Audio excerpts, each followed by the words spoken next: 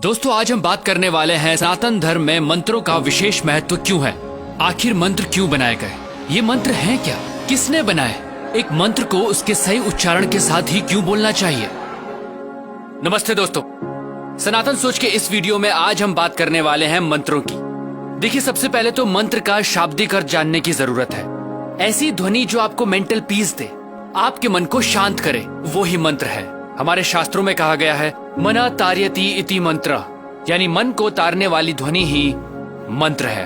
दोस्तों सनातन धर्म में मंत्र जपना हजारों सालों से चला आ रहा है। वो ऋग्वेद के तीसरे मंडला के 62 सूक्त का गायत्री मंत्र हो जो ऐसी वाइब्रेशंस पैदा करता है कि इंसान के साथ साथ सभी पेड़ पौधों और जानवरों के लिए भी लाभदायक है।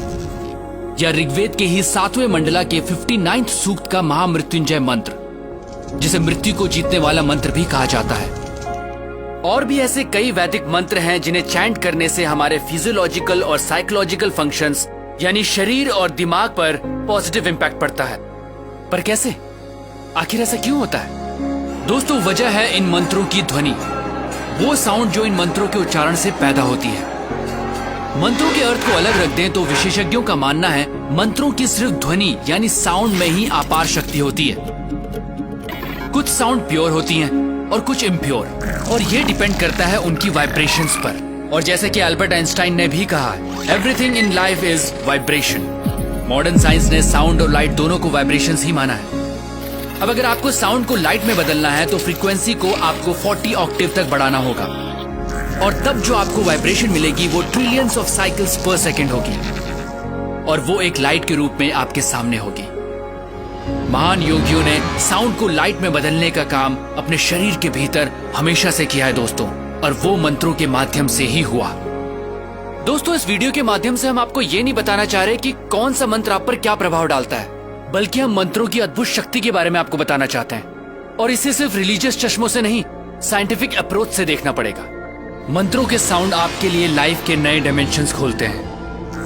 ये ऐसी साइंस है जिसमें आप साउंड की मदद से अपने आसपास और अपने अंदर एक खास एटमॉस्फेयर बनाते हैं, जिससे आपका माइंड एक्टिवेट होता है। लगातार मंत्रों की चैंटिंग से न सिर्फ फोकस बेटर होता है बल्कि मेमोरी और अटेंशन भी बढ़ता है, क्योंकि मंत्र आपके ब्रेन सेल्स एक्टिवेट करने में हेल्पफुल साबित होते हैं। अगर मंत्रों को सही उच्चारण सही फ्रीक्वेंसी के साथ बोला जाता है तो न सिर्फ ब्रेन को प्रॉपर ऑक्सीजन पहुंचती है बल्कि ब्लड प्रेशर भी कंट्रोल में आ सकता है। और ये भी साबित हुआ है कि खास मंत्रों को चैंट करने से ब्रेन का लेफ्ट और राइट हेमिस्फेयर सिंक्रोनाइज होता है। आम की बात करें तो इसे ओरिजिनल साउंड ऑफ क्रिएशन भी कहा जाता है। ऐसा माना जाता है कि हजारों साल पहले जब ध्यान लगाने वाले तपस्वियों और ऋषियों ने गहरी ध्यान की प्रक्रिया के दौरान जो साउंड सुनी थी वो आम की ही थी। और फिर आम तो सनातन धर्म का प्रतीक ही बन गया, क्योंकि सनातन धर्म में इंसान हमेशा से तपस्या और ध्यान लगाकर स्वयं की उत्पत्ति और अंत की खोज में अपना जीवन जीता आया है। दोस्तों आपने कई योगियों और तपस्वियों को सिर्फ हमिंग पे मेडिटेशन करते देखा होगा, वही हमिंग साउंड जो आम बोलते समय सबसे आखिर में निकलती है। दोस्तों साइंटिफिक रिसर्च में यह भी साबित हुआ है कि सिर्फ हमिंग से, जी हाँ सिर्फ हमिंग से आपकी बॉडी में नाइट्रिक ऑक्साइड का प्रोडक्शन बढ़ जाता है। नाइट्रिक ऑक्साइड एक खास कंपाउंड होता है जो नर्वस, इम्यून और कार्डियोवास्कुलर सिस्टम्स में होने वाली कई प्रोसेसेस में हेल्प करता है। ये बात सनातन धर्म में करीब 15,000 साल पहले से भी चली आ रही है। तो दोस्तों ये कहना जरा भी अतिशयोक्ति नहीं होगी कि ऋषि मुनि उस काल के साइंटिस्ट ही थे जो लगातार ह्यूमन बॉडी को अपग्रेड करने के तरीके ढूंढ रहे थे, और मंत्र उन साइंटिस्ट्स के एक तरह के टूल थे। अगर बच्चों को मंत्रों की इंपॉर्टेंस समझाई जाए और बचपन से मंत्रों की चैंटिंग की आदत डाली जाए तो उनके ब्रेन का डेवलपमेंट एक अलग लेवल पर होगा।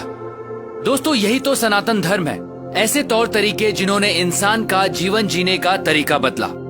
सनातन सोच के माध्यम से हम आपको वही मशाल थमाना चाहते हैं जिसे हजारों साल पहले हमारे पूर्वजों ने प्रज्वलित किया था। क्योंकि दोस्तों हमें लगता है वर्तमान में सनातन सोच की आवश्यकता है, क्योंकि यही हमारा भूत है और यही भविष्य। मैं हूं अमित ड्योंडी, प्रणाम।